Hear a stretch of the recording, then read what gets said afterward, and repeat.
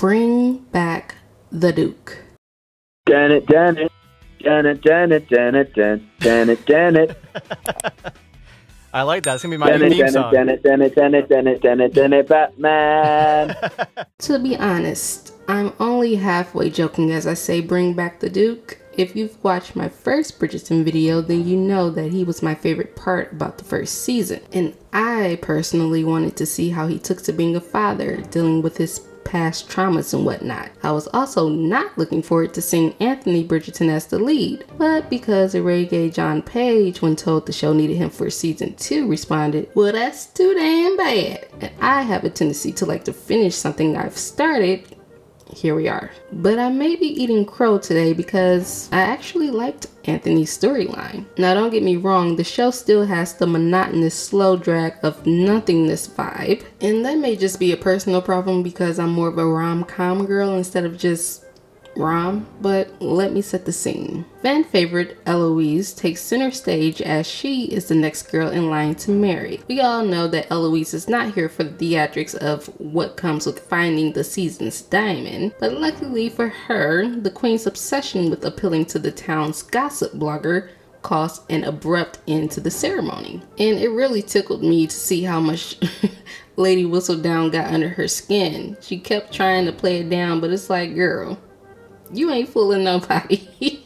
Definitely representing how society values other people's opinions so much, specifically people who don't know them, and especially when it's negative attention. Why is that? But anyways, because Anthony is the eldest and has to carry on the Bridgerton name, he's on the chopping block to settle down, marry one of these girls, have some babies, take care of everybody because this is life and you must live it. I didn't notice until this season, but Anthony and Eloise are a lot alike in the sense that neither of them necessarily want to go the traditional route. It's an obligation they are being made to fulfill. So Anthony, who is clearly uninspired, goes on a series of Tinder dates, swiping left on every girl that blinks too many times or exhales too deeply. I mean, nobody is good enough for this man. That is until he lays eyes on Miss Sharma.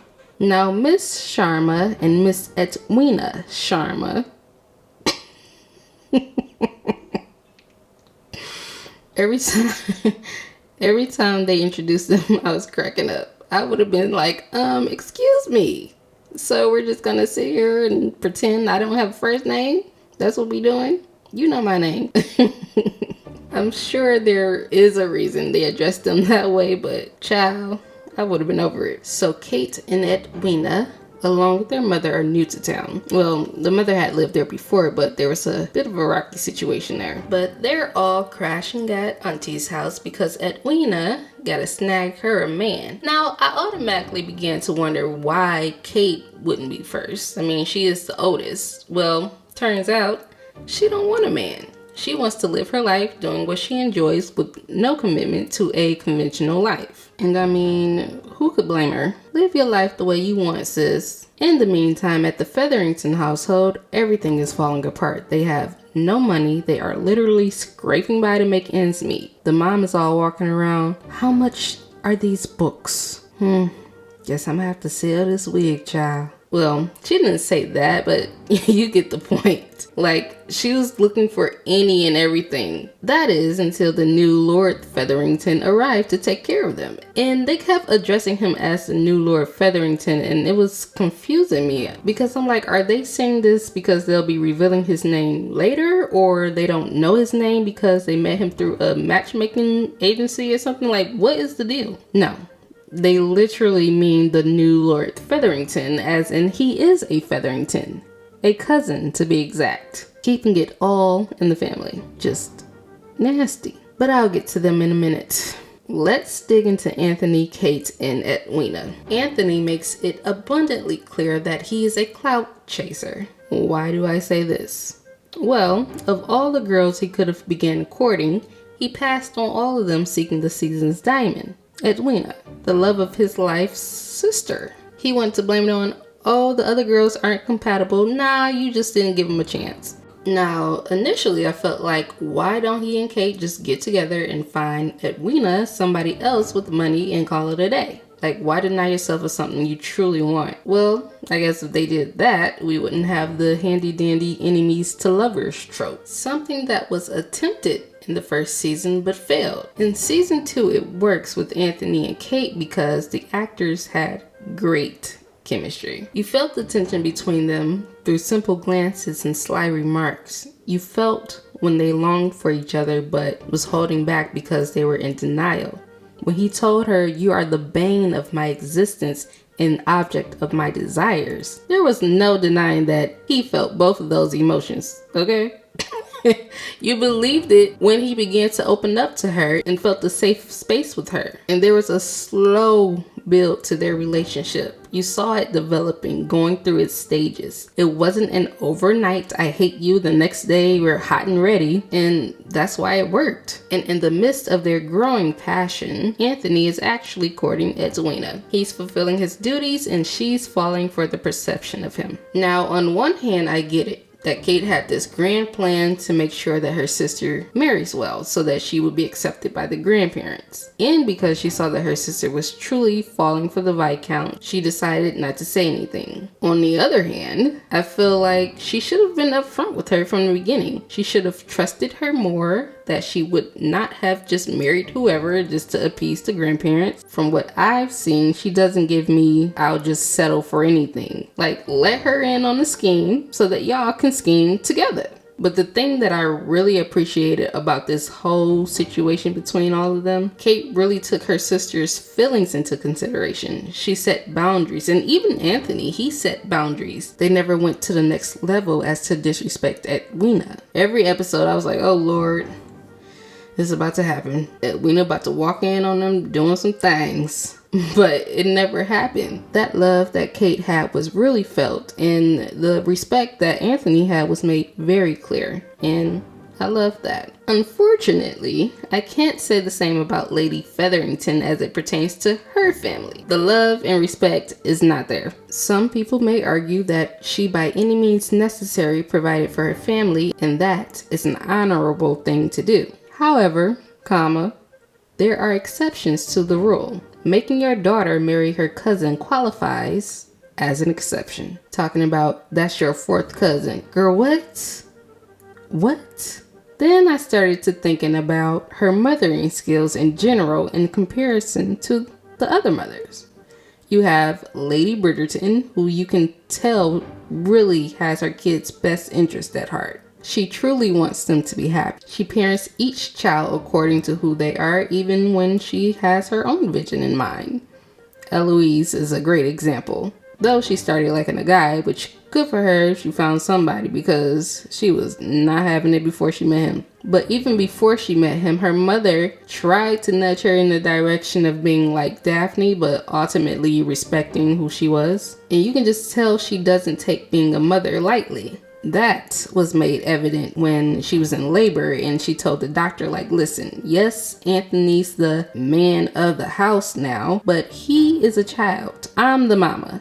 Direct your questions over here. And I do believe, had she known the immense pressure Anthony was dealing with after his father's death, she would have helped him to cope better. Then you have Miss Sharma. She has a hands-off approach. She lets her children lead the way as she supports them along the way. Still very caring and loving. When it's time for her to speak up, she does. Still very chill. Then you have Lady Danbury, who isn't a mother that I know of, but she takes on that role, mother / cool auntie. She makes it known, like, as long as you don't try to play me, I got your back. Strict, but still, you feel the love. So when I think about Lady Featherington and her disregard for her children, it's like, ew.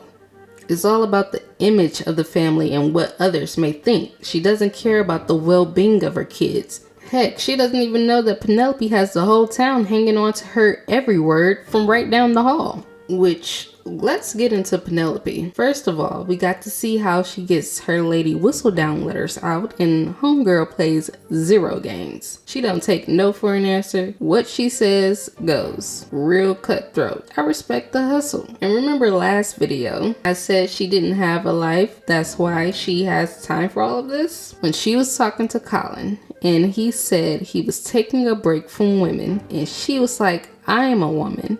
And he said, you are Pen. You do not count. You are my friend. Friend? Are you serious right now? I could have died for her. Oh my God, that's so embarrassing. My stomach would have dropped to my feet after hearing that. I felt so bad for her. However, all of that went away when she did what she did to Eloise. I had been wondering how long it would take Eloise to catch on. I mean, she's her best friend. They're always together. Not to mention, Lady Whistledown had been implementing quite a few things that Eloise was feeling every time she gave a critique. But when Pen threw her under the bus to save herself from the wrath of the queen, I was done with her. I mean, had the whole town side-eyeing Eloise for spending time alone with the boy, knowing nothing happened between them. After she promised not to do it at that. Like, this is literally your only friend. Never mind the fact that Colin finally came around. Wait until he finds out what you did to his sister. Back to the print shop you go. Bridgerton Season 2. Did you enjoy it better than the first season? What were some standout moments for you? I will say that it was funnier than the first season, though it wasn't my level of rom-com funny, but I'll take it. On a personal level, if you care to share, I'm curious to know, have you ever been in a situation where a family member or a friend was dating someone that you liked or that liked you, similar to Edwina and Kate? How did that pan out? Oh, and have you ever been friend-zoned like Penelope? Many of us have friend-zoned others, but I rarely hear stories from the other side. Let's see, I've never been friend-zoned that I can think of, which clearly means if I ever was, I wasn't checking for you anyways, because I didn't even notice. I've never liked someone that was dating a friend or a relative. I've had times where someone liked me, though my friend liked them. That's happened plenty of times, and I would just pretend like I didn't see it. Like, what do you say to that? It's awkward. Blush Bunny merch is linked below, as well as the podcast. Make sure you guys are following in or subscribe to the podcast. Go ahead and click the link now while you're here so that you don't forget. Again, go ahead and do it. I'll wait.